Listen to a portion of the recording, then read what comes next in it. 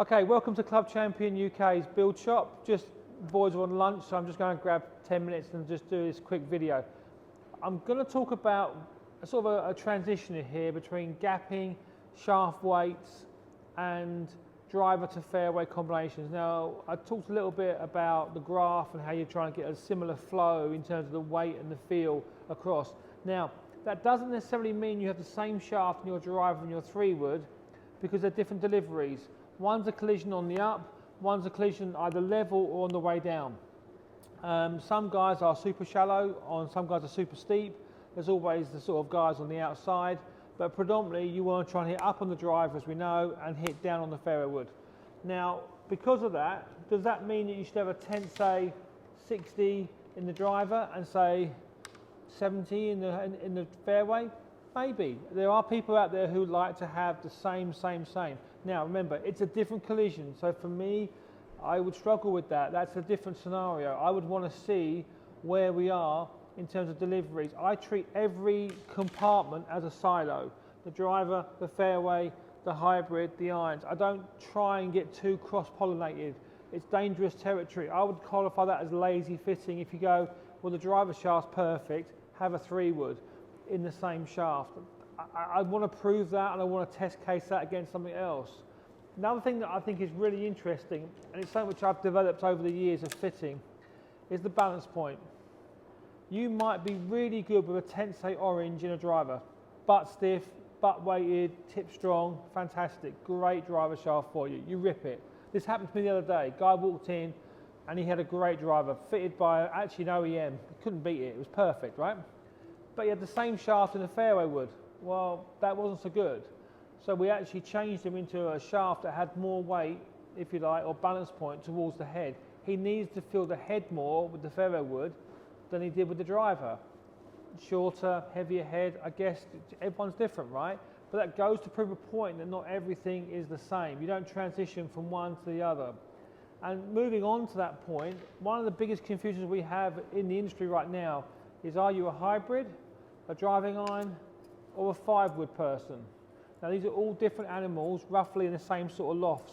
You know, 18 driving iron, 18 5-wood, and a 19-degree hybrid, right? Similar lofts.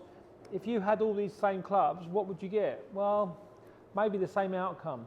So delivery-wise, hybrid's more inclined to go left and tends to be sort of in the middle ground for people that struggle with the iron. That shallow sweeper is probably going to be good with the hybrid.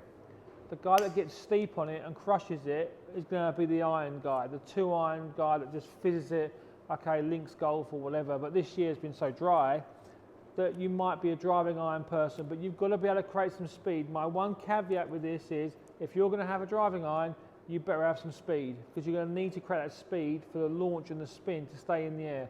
Otherwise, the ball will drop out the sky and gravity always wins. And the resurgence of Mr. 5 and Mr. 7 wood have come back, right?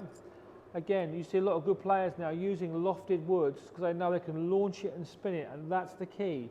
Can you launch it and can you spin it? Remember the rules of the game. The first fairway club has to launch double digit, 10, 11 degrees, and have 3,000 revs on it. Now, if you're in that margin of error where you've got like a couple of 100, 300 RPM either side, fine, no problem.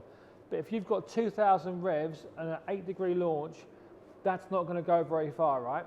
So you need a little bit of loft, hence why people are going for 16.5 3-woods and say that classic 4-7 or what was now 16.5 and 21 split.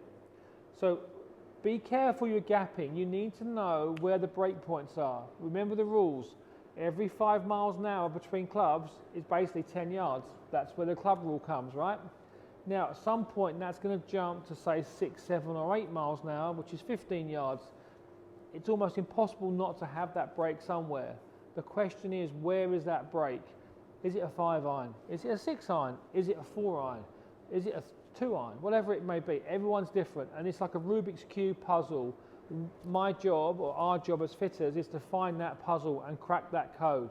So you, the player, have to know, if it's 195, carry over a bunker, my little 7-wood is going to get me over that, no problem, 200 yards. So that problem is taken away. Golf is a game of no surprises, right? It's almost dull. You know, you want to just pull it and hit it, Patrick Cantley style. So, look at all that scenario there, what we said. There's a lot of information there. I've just literally grabbed 10 minutes and put it on camera. Look at the transition in weight, look at the gapping, and try and map it back to your game and go, actually, where is my gap and what is my gap? So, any questions as ever, happy to sort of discuss it and do another few videos soon.